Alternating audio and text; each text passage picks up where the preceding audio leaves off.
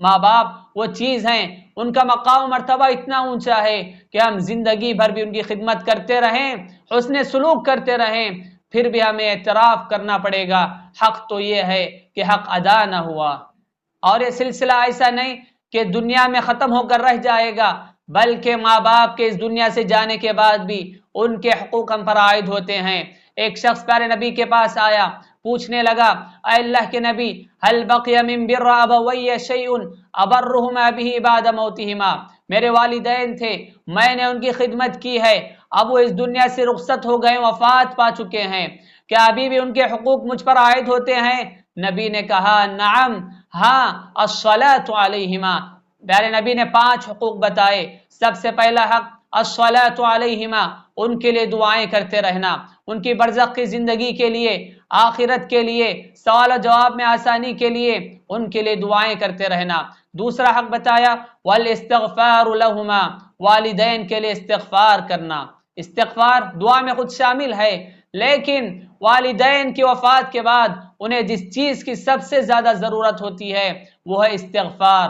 استغفار کوئی بھی کرے وہ فائدہ ضرور پہنچے گا، لیکن اولاد جس خلوص سے، جس تڑپ سے، جس ہمدردی سے استغفار کرتی ہے، دوسرے لوگ ویسی خلوص سے، ویسی تڑپ اور درد سے استغفار نہیں کر سکتے۔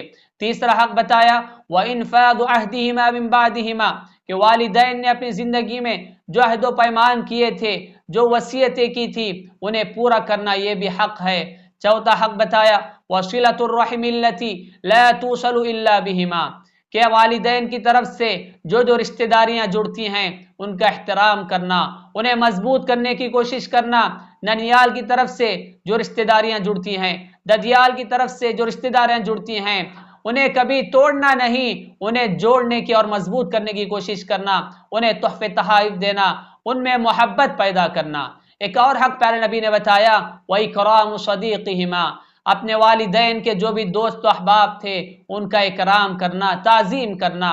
دیکھیے آپ کی ماں کی کون کون سی سہیلیاں تھیں، ماں کا رشتہ کس سے گہرا تھا، آپ انہیں تحفے تحائف بھیجیے، ان کا اکرام کیجیے، ان کی تعظیم کیجیے۔ دیکھیے کہ آپ کے والد کے کون کون سے دوست تھے، کن سے ان کے تعلقات مضبوط تھے، آپ ان کی عزت کیجیے، انہیں تحفے تحائف بھیجیے، ان سے محبت کیجیے، ان کی تکریم کیجیے۔ ابن عمر رضی اللہ تعالیٰ عنہ گزرے جا رہے تھے، سواری پر تھے، پگڑی پہنے ہوئے تھے، تو دیکھا ایک دیہاتی کا وہاں سے گزر ہوا۔